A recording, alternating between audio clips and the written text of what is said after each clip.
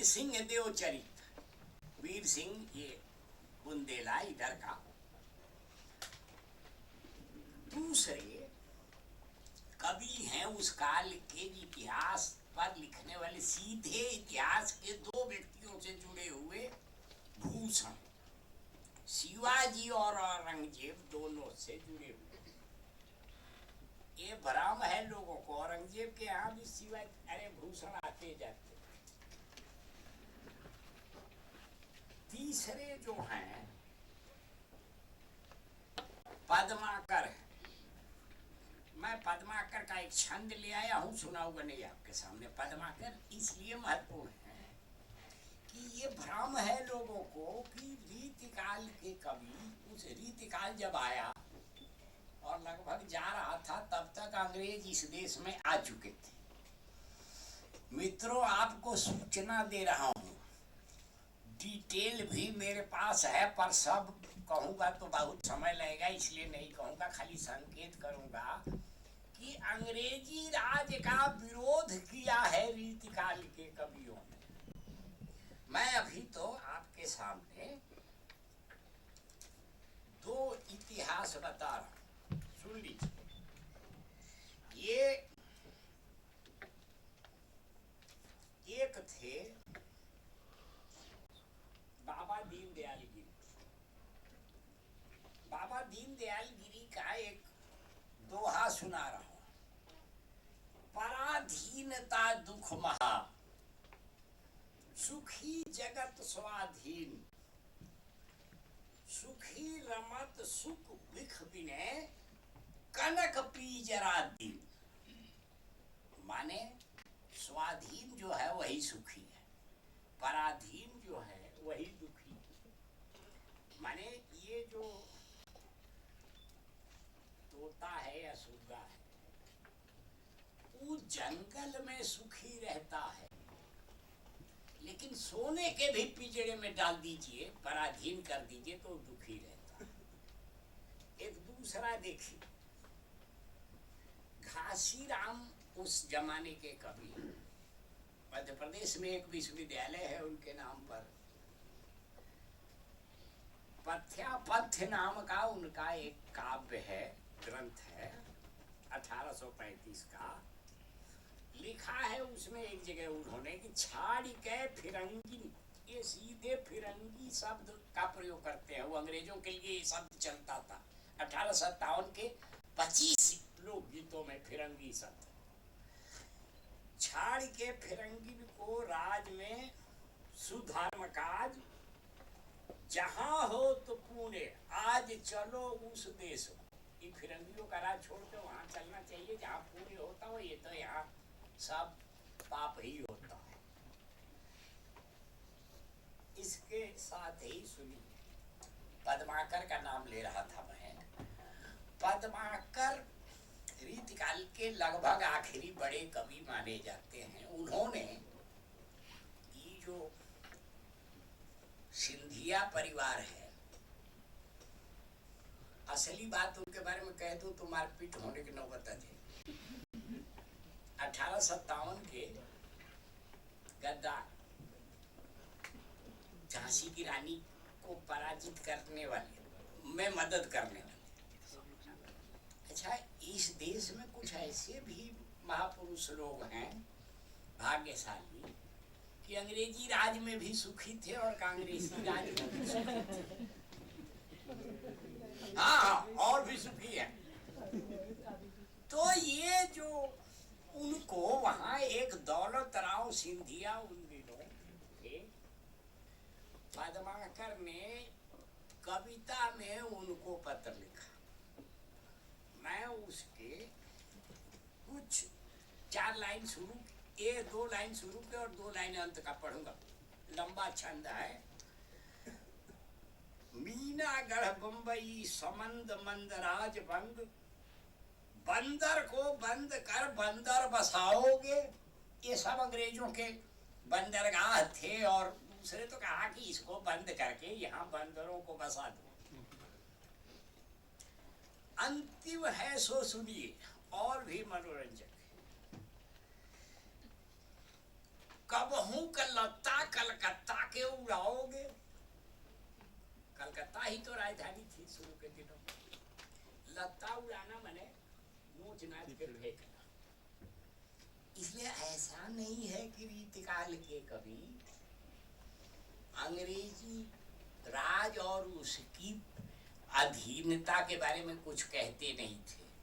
आखिरी कवि रीतिकाल के हैं। उनका एक विशाल ग्रंथ है, राजस्थान के थे सूर्यमल मिश्र। उनका एक विशाल ग्रंथ है वंश भास्कर, साहित्य अकेडमी से छपा है 8 खंडों, इतना भी सब है 8 खंडों वंश भास्कर। उसमें 2 प्रसंग हैं। बुनियादी तौर पर वो बूंदी के राज कवि थे, तो बूंदी का इतिहास लिखा है, क्षेत्रीय इतिहास हुआ। मुगल साम्राज्य का इतिहास लिखा है, ये नेशनल हिस्ट्री हुई। 1857 में जीवित थे वो, 3 काम एक साथ किया। 1857 में अनेक राजस्थान के राजपूतों, राजाओं को और जमींदारों को चिट्ठी लिखा कि अंग्रेजों से लड़ो, और इस बार वो रह गए तो फिर कभी नहीं जाएंगे। दूसरा काम ये किया कि वीर सतसई नाम का उन्होंने, सतसई मैंने जो वही बिहारी सतसई वाली परंपरा 700 दोहों वाली किताब लिखी अंग्रेजी राज के विरोध में, और जो लड़ रहे थे उनकी तारीफ। और जिन लोगों ने राजस्थान में अंग्रेजी राज का विरोध किया, खास तौर से जोधपुर के बगल का एक छोटा राजा था औवा का, खुशहाल सिंह, उसने बड़ी लड़ाई लड़ी, उसकी तारीफ में गीत लिखे उन्होंने। इसलिए हिंदी साहित्य में भी इतिहास है, पर ये विचित्र है हिंदुस्तान में। अंग्रेजी में मैंने ऐसी किताबें पढ़ी हैं जो लोग होमर, चार्ल्स डिकेंस, तालस्ताय आदि के ग्रंथों में इतिहास खोजते हैं, पर हिंदुस्तान का कोई इतिहासकार, मेरी जानकारी, सीमित जानकारी, हिंदुस्तान का कोई इतिहासकार साहित्य की किताबें पढ़कर इतिहास खोजने की मदद नहीं की, कोशिश नहीं करता। इसलिए अब यह काम इतिहास के बाहर वाले लोगों को करना चाहिए। मेरा आखिरी निवेदन यही है। आप लोगों ने इतनी देर तक मुझे सुना, इसके लिए बहुत बहुत धन्यवाद।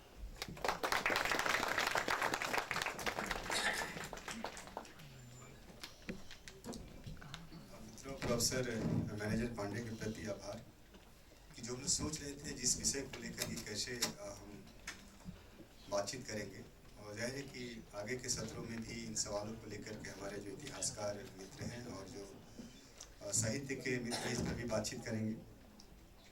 अब मैं अध्यक्षीय वक्तव्य के लिए अब प्रोफेसर अमान पाशा साहब को आमंत्रित करता हूँ, आएंगे, और इसके बाद हम अपने उद्घाटन सत्र के दूसरे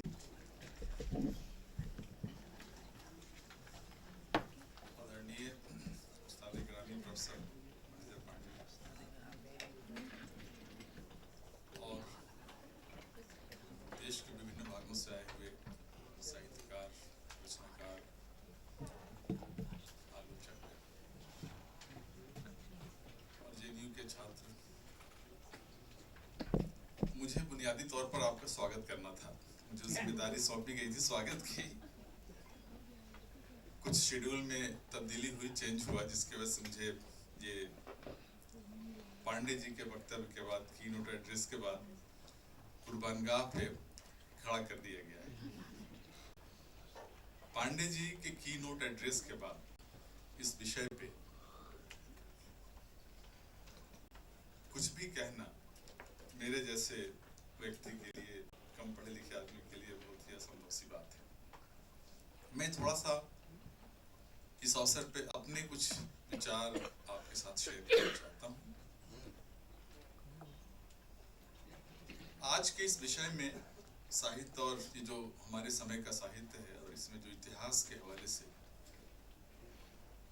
जो इसके साथ ये साहित्य और जन साहित्य में इतिहास इसको जोड़ा गया है, मैं समझता हूँ कि साहित्य वो डिसिप्लिन है कि जो मल्टी डिसिप्लिन ओरिएंटेशन के साथ अपना बड़ा गहरा रिश्ता रखता है। साहित्य रचना हो, साहित्य लिखना, साहित्य पढ़ना, साहित्य की आलोचना करना संभव ही नहीं है अगर हम दूसरे डिसिप्लिन्स के बारे में बोध न रखते हो, जानकारी न रखते हो। क्योंकि साहित्य अपने अंदर तमाम डिसिप्लिन्स को समेटे हुए, समाहित किए हुए होता है।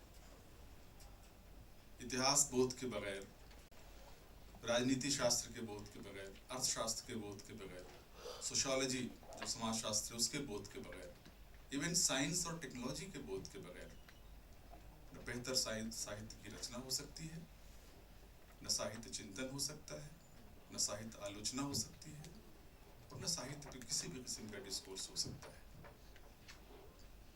क्योंकि साहित्य अपने अंदर इन तमाम आयामों को, इन तमाम डिसिप्लिन्स को समेटे हुए होता है, और इन तमाम आयामों के बोध के साथ ही हम साहित्य को बेहतर तरीके से समझ सकते हैं, उसे परिभाषित कर सकते हैं, उसकी आलोचना कर सकते हैं, उस डिस्कोर्स में इंटर कर सकते हैं। अभी पांडे जी इतिहास के हवाले से गुफ्तगू कर रहे थे। वेस्टर्न यूरोप के, अमेरिका के जो इतिहासकारों की जो बदमाशियां रही हैं उनके हवाले से उन्होंने इशारे किए, बहुत ही महत्वपूर्ण इशारे किए। मुझे किसी बड़े विद्वान का ये कौल याद आता है इस वक्त के साहित्य की तुलना अगर हम इतिहास से करें तो कहा है कि साहित्य इतिहास में डेट्स यानी तारीख और नामों के अलावा सब कुछ झूठ होता है, झूठ का पुलिंदा होता है कि हम अपने पूर्वाग्रहों से इस तरह से ग्रस्त रहते हैं, उन तमाम चीज़ों को जाहिर है कि हम हिस्ट्री के हवाले से पेश कर रहे होते हैं और जाहिर है कि वो इतिहास नहीं है।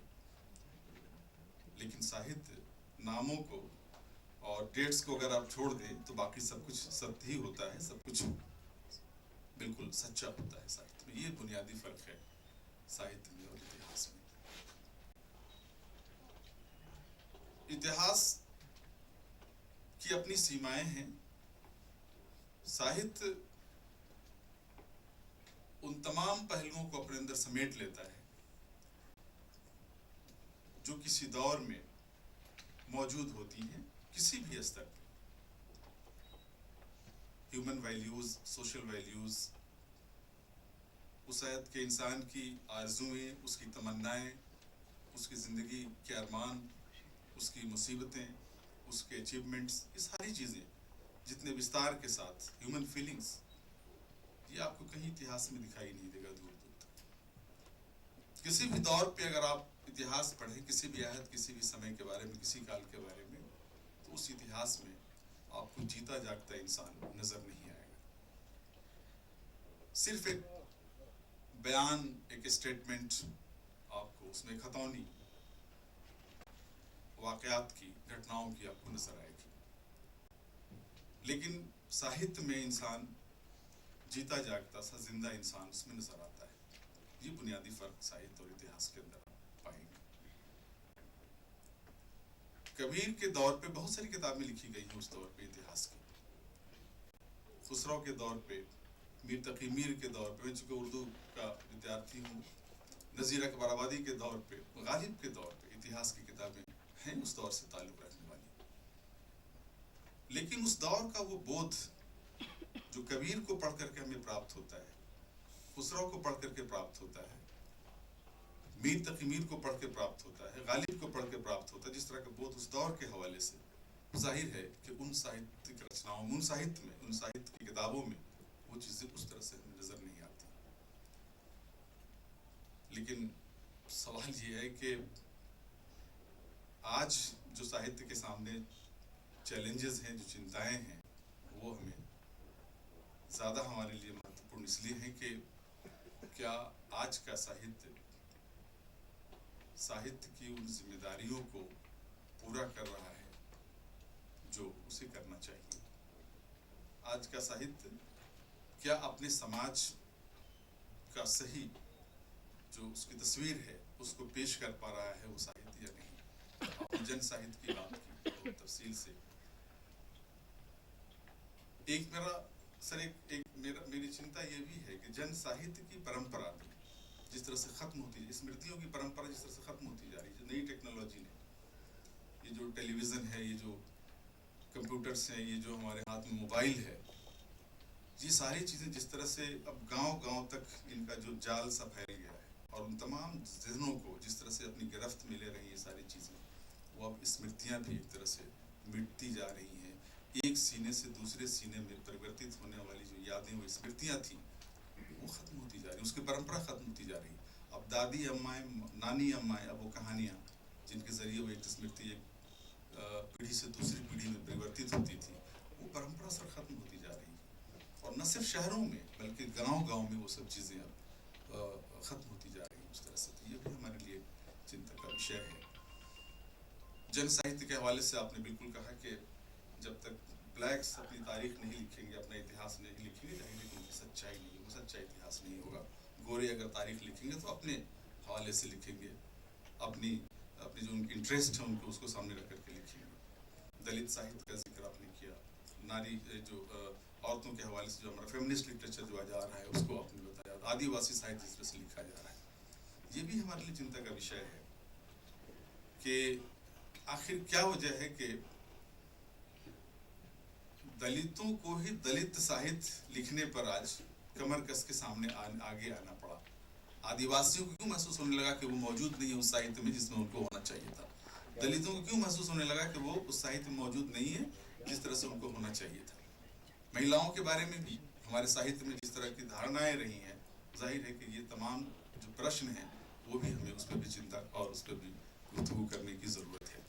कहीं आज का हमारा साहित्य अभिजातवादी साहित्य तो नहीं होता जा रहा है, क्योंकि साहित्य की जो दायरा है वो सिमटता जा रहा है, उसका रेलेवेंस एक तरह से खत्म होता जा रहा है। साहित्य आज एक तरह से मार्जिनलाइज्ड हो चुका है, बहुत कम लोगों की रुचि है। हम शिक्षकों, छात्रों, शोधार्थियों की तो दूसरी मजबूरी है, पढ़ाने के लिए, डिग्री हासिल करने के लिए हम साहित्य पढ़ लेते हैं, लेकिन आम जो पाठक है क्या वो गहन साहित्यिक चिंतन या उसको पाठ की तरफ वो माइल हो रहा है? बहुत दायरा सिमटता हुआ चला जा रहा है। तो ये सब हमारे लिए चिंता का एक विषय है। तो मैं समझता हूँ कि इन 3 दिनों में आपने बुनियाद रख दी है डिस्कशन की, बहुत ही गंभीर रूप से आपने बुनियाद रखी है गंभीर डिस्कशन की, डिस्कोर्स की। मैं समझता हूँ कि आने वाले 2-3 दिनों के अंदर हम इन तमाम प्रश्नों पर विचार करेंगे और कोशिश करेंगे कैसे हम साहित्य के सामने मौजूद चैलेंजेस को एड्रेस कर सकें। हम अब तमाम लोगों का एक तरह से सेंटर की ओर से भी आपका अभिनंदन करते हैं, स्वागत करते हैं। अपने गुरुजी प्रोफेसर मैनेजर पांडे जी का बहुत अरसे के बाद सर इस तरह का एक आपका ये की नोट एड्रेस हमें सुनने को मिला। बहुत कम लोग हैं जो इस तरह से एक नॉलेज का खजाना रखते हो अपने अंदर, इशारों में जाहिर है कि जो अहले नज़र हैं उनके लिए एक समंदर, एक खुज़े में बंद करके आपने दे दिया है। मैं समझता हूँ कि एक मार्गदर्शन आपने किया है और इसकी रोशनी में ये गोष्ठी इन तमाम विषयों पर गुफ्तगू करेगी, चिंतन करेगी और किसी नतीजे पर पहुँचेगी। आप तमाम लोगों का बहुत बहुत शुक्रिया। इसी की शुरुआत करेंगे।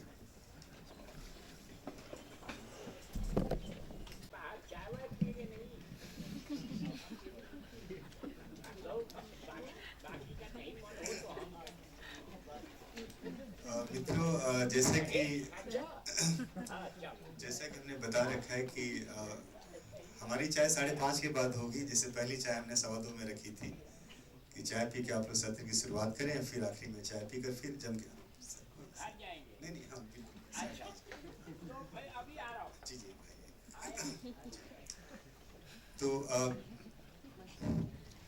अगला हमारा हमने बस चाहे तो हम 2 मिनट का ब्रेक करेंगे, लेकिन हाँ ब्रेक हम नहीं कर रहे हैं, ब्रेक नहीं है। हमारा उद्घाटन सत्र का दूसरा हिस्सा शुरू हो रहा है और इसमें हमने जो खाका बना रखा है, सबसे पहले चित्रा मुदगल जी अपने उपन्यास का अंश का पाठ करेंगी और उसके बाद प्रोफेसर रविभूषण जी का व्याख्यान होगा, प्रोफेसर मणिन्द्रनाथ ठाकुर जी का होगा और फिर उसके बाद सुरेश कांटक जी कहानी पढ़ेंगे और उसके बाद अमृता नागर के गदर के फूल के एक अंश का बहुत ही एक तरह से नाट्य प्रस्तुति तो नहीं लेकिन नाटकीय अंदाज में मतलब पाठ होगा और हमारे मतलब पूनमेश कुदेसिया और गणपत जी दोनों लोग जो हैं उसका पाठ करेंगे और उसमें हम कोशिश करेंगे कि एक जैसे जिस बात की चर्चा बार बार हो रही है, कैसे जो जनता है अपने इतिहास को भी रचती है और उसको कैसे लेखक और इतिहासकार देखते भी हैं और उसके बाद फिर दीपक राय जी का उन पर टिप्पणी करेंगे या अपना विचार रखेंगे, फिर उसके बाद हम सत्र की समाप्ति करेंगे। तो मैं सबसे पहले चित्रा मुदगल जी को आमंत्रित करूंगा, 2 मिनट का ब्रेक करेंगे। अच्छा, जो जाना चाहते हैं 2 मिनट में अपना, लेकिन हम कार्यक्रम की शुरुआत ही करते रहें। आप आइए।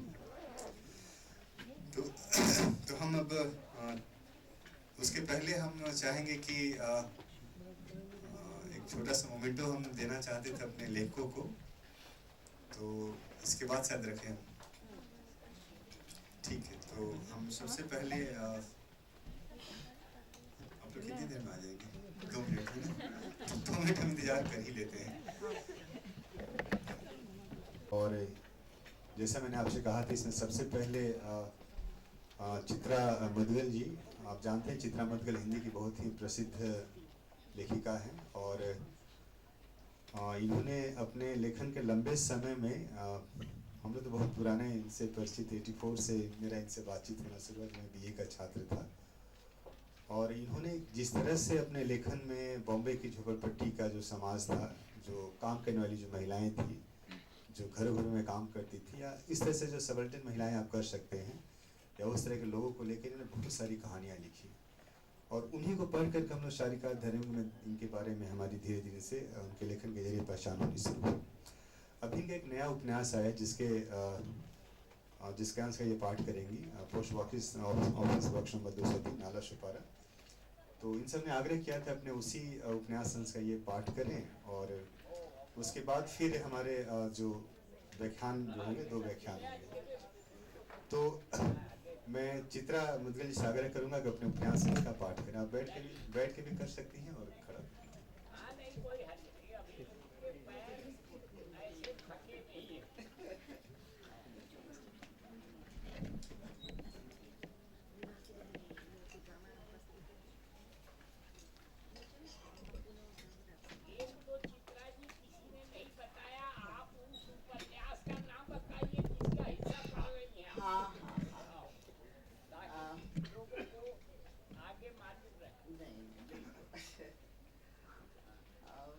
पहले तो मैं बहुत आभारी हूँ आमंत्रित होने के लिए और इस वक्त मैं सिर्फ और सिर्फ मैनेजर पांडे जी का नाम लेना चाहती हूँ कि इतना विशद उनका जो विश्लेषणात्मक जन इतिहास, अभिजन इतिहास, मैं हमेशा ये मानती रही हूँ इतिहास हमारा राज्य रजवाड़ों का, चक्रवर्ती राजाओं का, पुराणों में भी राजा रजवाड़ों और उसके साथ ऋषि मुनियों का इतिहास रहा है। जन का इतिहास कभी नहीं मिलता, मात्र कहीं उल्लेख भर मिलता है। और इतिहास में तो हमने यही पढ़ा, फला राजा बड़ा पराक्रमी था, उसके राज्य में प्रजा सुखी थी। बस आज कहीं न कहीं बहुत से जाले खुले हैं। बहुत पढ़ा है लेकिन कितना कम पढ़ा है। लग रहा है कि जिंदगी काफ़ी नहीं है, बहुत पढ़ना चाहिए। और तो मैं मैनेजर जी की बहुत बहुत धन्यवाद देती हूँ। मैंने उन्हें अनेकों बार सुना है, अनेकों रूपों में सुना है। विषय को जिस तरह से वो सामने रखते हैं, हमें कुछ मिलता है और मैं उन्हें प्रणाम करती हूँ। और मैं अपने उपन्यास जो अभी अभी प्रकाशित हुआ है, पोस्ट बॉक्स नंबर 203 नाला सुपारा, ये पोस्ट बॉक्स नंबर 203 और नाला सुपारा बॉम्बे का उपनगर है, मुंबई का अब कहेंगे।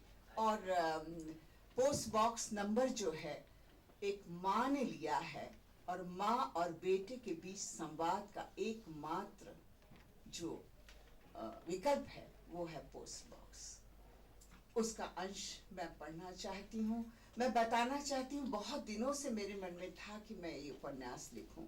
शायद लिखने की जो एक संकल्पबद्धता होनी चाहिए भीतर, और जो एक निडरता होनी चाहिए। यूं तो थर्ड जेंडर पर बहुत लिखा गया है और अक्सर वो सुर्खियों में रहे हैं, सिनेमा से लेकर हमारी गली गलियारों में भी।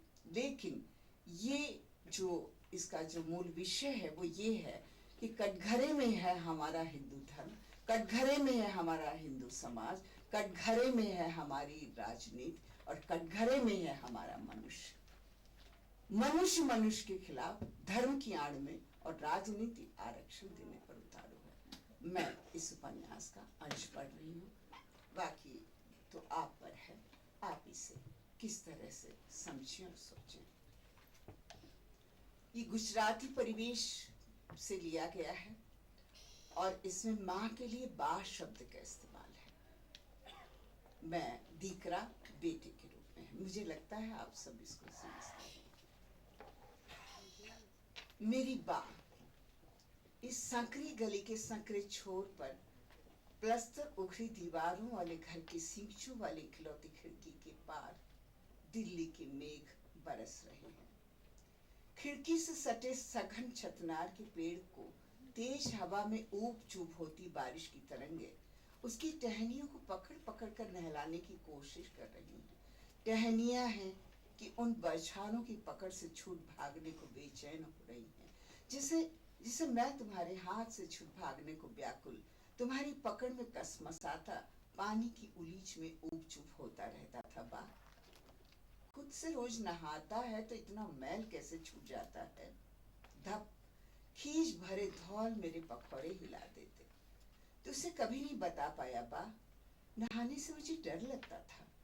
बाथरूम में तेरे जबरदस्ती धकेले पर नल खोल बाल्टी से फर्श पर पानी उलीच मैं नहाने का सिर्फ स्वांग भर रचता था। बस तौली का कोना भिगोकर मुंह हाथ भर पोंछ लिया करता था ताकि तू छुए तो महसूस करे कि मैं सचमुच बाथरूम में नहा कर निकला हूँ। तू समझती थी ना कि नहाने के मामले में मैं नंबरी आलसी हूँ। तो तेरा भ्रम तोड़ता तो कैसे। खिड़की से सटा खड़ा अब मैं अपने कागज कलम के पास लौट आया हूँ, लेकिन समझ नहीं पा रहा बा, सींचों से दाखिल हो दिल्ली के मेघ मेरी आंखों में क्यों आ समाये हैं। जब बाहर और भीतर एक साथ मेघ बरस रहे हों तो तुझे लिखी जाने वाली चिट्ठी शुरू कैसे हो सकती है। मैं कागज पर तेरे पाँव की आकृति उकेरने लगता हूँ। तू विस्मय कर सकती है कि ये पाँव तेरे कैसे हो सकते हैं। मेरे पास इसका जवाब है बा, ये पाँव हुबहू तेरे पाँव इसलिए हैं कि मैंने इन्हें यही सोच के उकेरा है कि ये तेरे पाँव हैं। डबल रोटी से फूले हुए तेरे थके पाँव को जब भी मैं देखता था मुझे चिंता होने लगती थी। तेरे पाँव सूजे हुए हैं, साड़ी की फॉल से ढकी हुई उनकी सूजन किसी को नजर नहीं आती। मालूम नहीं कैसे वह मुझे दिखाई दे जाती है। मैं तुझे टोकता, दिन भर घर में डोलती, बाजार से साग सब्जियां ढोकर लाती, देवी के दर्शनों को पास में ही है कहकर मुंबा देवी के मंदिर जाती। लगभग 4-5 किलोमीटर का चक्कर तेरा रोज ही लग जाता है। मदद की खातिर तो कोई नौकर क्यों नहीं रख लेती घर पर। तू हंसकर मेरी बात टालते हुए कहती, तू जो पैरों को चाँप कर उनकी उंगलियां खींचकर चटखाता है ना, चलूंगी नहीं तो तेरे नन्हे हाथों को असुख कैसे पाऊंगी। तेरे पाँव अब भी सूजते होंगे न बा, मैं उनकी उंगलियों को कैसे चटखाऊं, कैसे दूर करूं उनकी थकान। थक कर डबल रोटी से सूज जाने वाले तेरे उन पाँव को मैं चूमना चाहता हूँ, उनकी टीसें हर लेना चाहता हूँ, उन्हें छाती से लगाकर सोना चाहता हूँ। हफ्ता भर नहीं, 10 रोज नहीं, साल भर नहीं, पूरे वर्ष संचित कर लेना चाहता हूँ ताउम्र की नींद, जितनी भी मिल जाए, फिर चाहे जितनी रातें पलक झपकाए बिना गुजरे। बैठे बैठे कटे, करवटें मारते बीते या पूरी रात टहलते हुए। बस सह लूंगा, कष्ट झेल लूंगा, शिकायत नहीं करूंगा किसी से कि मैं इसलिए अनमना हूं कि रात भर सो नहीं पाया। तूने फोन पर कहा था ना, सुन, जब भी तू अनमना महसूस करे दीकरा, किसी भी समय ध्यान मुद्रा में बैठकर कृष्ण को याद करना, गहरे अपनी अंतरात्मा में उतरने का प्रयास करना। 2-4 रोज हो सकता है तेरा प्रयत्न निरर्थक साबित हो, मगर कुछ रोज स्वयं को साथी के बाद तुझे कुछ अनोखा सा अनुभव होगा। कृष्ण की छवि शून्य हो जाएगी और तेरी अंतरात्मा में तुझे कहीं से बांसुरी की मध्यम सुरीली धुन सुनाई देगी, जो तेरे शून्य को सैकड़ों अगरबत्ती की सुगंध से सुवासित कर देगी। जब तक तू दिख रहा बांसुरी की महक में डूबा हुआ स्वयं को भूला रहेगा, तू गहरी नींद सोता रहेगा। सुन दिख रहा, तेरी बाकी लोरी में भी वह सम्मोहन शक्ति नहीं है जो अपने बच्चों को उस गहरी नींद का सुख दे सके। वाह, मैंने वह कोशिश शुरू कर दी है। रोज नहाने के बाद ध्यान मुद्रा में बैठ जाता हूँ, पर विचित्र है बा, ध्यान में तू आ जाती है, तेरे कृष्ण नहीं। तेरे कृष्ण को कहीं इस जगह से परहेज नहीं, या आधे अधूरे मुझसे। रोज नहाने की आदत पर मेरे संगी साथी यहाँ उपहास उड़ाते हैं, ताली बजाकर तल्ख टिप्पणियां करते हैं। किन्नर दूसरों की पूजा अर्चना नहीं करते मूर्ख, अपनी बिरादरी के कायदे कानून भूलकर मरी तू संत महात्माओं जैसा व्यवहार क्यों कर रही है, क्यों कर रहा है? मैं उन्हें सुधारने की हर बार की तरह नाकाम कोशिश जैसी एक कोशिश करता हूँ। उनकी लात, घूंसे, थप्पड़, कानों में गर्म तेल सी टपकती किसी भी संबंध को न बख्शने वाली अश्लील गालियों के बावजूद मटक मटक कर ताली पीटने को न राजी हुआ, न सलमे सितारे वाली साड़ियां लपेट लिपस्टिक लगा कानों में बूंदे लटकाने को। बहुत कुछ अविश्वसनीय वे हरकतें भी बा, जिसने मुझे बहुत तोड़ने की कोशिश की और जिनका जिक्र मैं तुझसे कैसे करूं। उनसे खूब बहस की है। 8वीं कक्षा तक भी मैं वही था जो आज हूँ। उस वक्त स्कूल के वार्षिकोत्सव में जब मुख्य अतिथि भाषण देते थे तो सभी अन्य विद्यार्थियों की भांति मैं भी ताली पीटता था।